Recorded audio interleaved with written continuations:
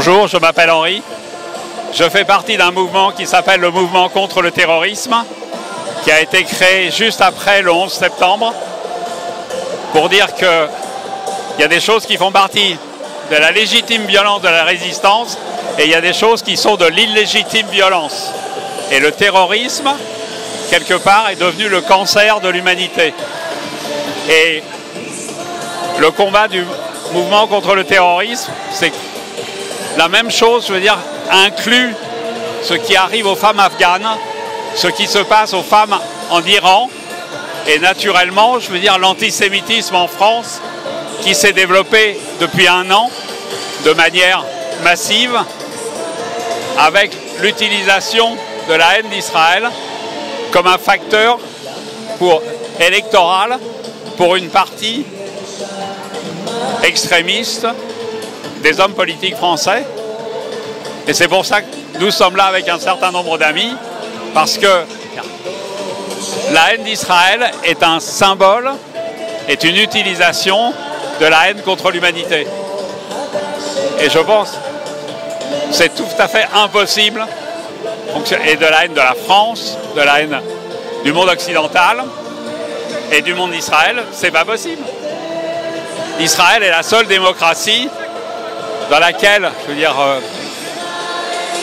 le seul pays où les Arabes musulmans sont libres d'avoir le culte qu'ils veulent, le parti qu'ils veulent et être religieux ou homosexuels. Le seul endroit au Moyen-Orient où ils sont en sécurité, c'est Israël. Et pour les femmes arabes, dans les universités israéliennes, c'est l'inversion du crime. Voilà. Mais ça a commencé, je veux dire, ça fait 20 ans qu'en France, on sait que l'antisémitisme, qui était quelque chose de classique à l'extrême droite, a quasiment disparu de l'extrême droite, et maintenant il y a quelque chose de massif à l'extrême gauche. Mais ça fait 20 ans qu'on le sait. Ça a commencé par un certain nombre d'ouvrages et de livres sur les territoires perdus de la République, à propos de l'école en France, montrer la pénétration de la négation de la Shoah, de la négation de l'histoire, de la revisitation et de la peur des professeurs, je veux dire.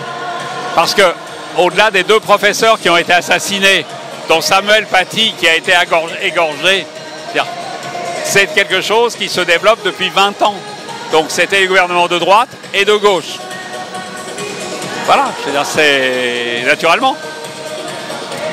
En France, l'antisémitisme n'est pas une opinion, c'est un délit.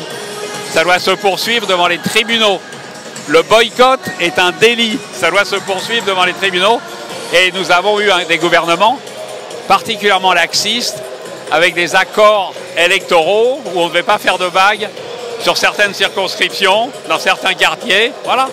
Et oui, les gouvernements depuis au moins 20 ou 25 ans sont au courant de ce qui se passe. François Fillon a fait faire des rapports qui n'ont pas été publiés. Le rapport Aubin n'a pas été publié. Tous nos gouvernants sont parfaitement au courant de ce qui se passe depuis 20-25 ans. Donc oui, les gouvernements sont responsables. Le nouveau Front populaire, alors, c'est LFI et ses amis et un certain nombre d'associations font monter l'antisémitisme depuis 5 ans, c'est évident, je veux dire. Depuis 5 ans, dans les paroles, je veux dire. Et avant, c'est-à-dire, Corbyn, qui était le patron du Parti travailliste en Angleterre, était un grand antisémite. Lui, il a dû démissionner. Mais en même temps, ici, je veux dire, c'est le grand copain de Mélenchon, Corbyn. Voilà, donc une partie de la gauche et de l'extrême gauche est antisémite.